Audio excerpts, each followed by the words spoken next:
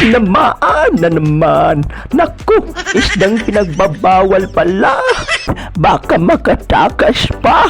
Ay naku, ano ito? Hindi ito isda. Ito naman ang nakakatuwa.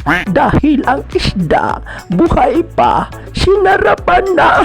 Naku, welcome back mga apo. Nandito na naman tayo. Naku, ano itong nakikita ko? Isda, naku, buhay pa. Sinigang na. Mabuti na lang, nakatakas siya. Uy, hala, may lumalangoy.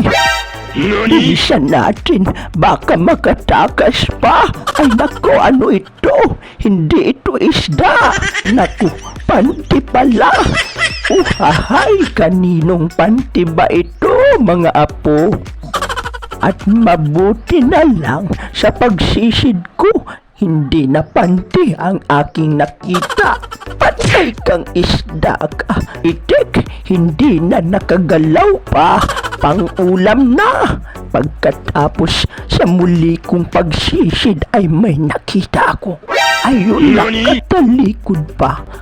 Humarap ka na para maulam na kita. Yan, tinamaan ang nakatalikod na isda. Pagkatapos, may nakita tayong dalagang bukid kung tawagin. Nagpapakipot pa. Tinamaan, sapol ang dalagang bukid. Ayan, gumiling-giling pa. Tapos dito, sa muli kong pagsisit, ay may nakita akong napakalaki. Dambuhala, nagtatago, patay kang ayun. Gitik. Ayun, lumabo na ang dagat at napakalalim nga pala nitong aking sinisisid. Hindi pa tayo nakakaahon.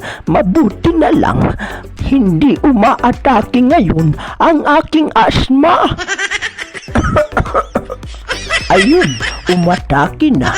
Pero nandito na tayo, nakaahon. Grabe, napakalaki talaga.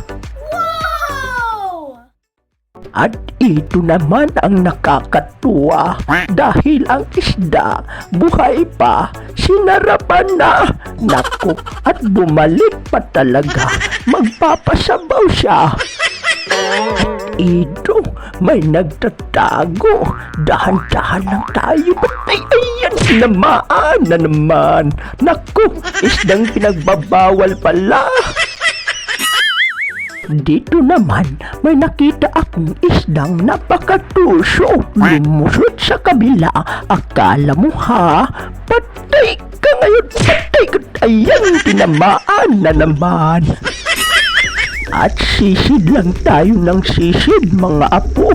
At dito na nga, hindi ko na malayan sa kakahabol ko sa malaking isda. Pag-ahon ko, nako! Mga apo, di ko nga namalayan. Umaga na pala.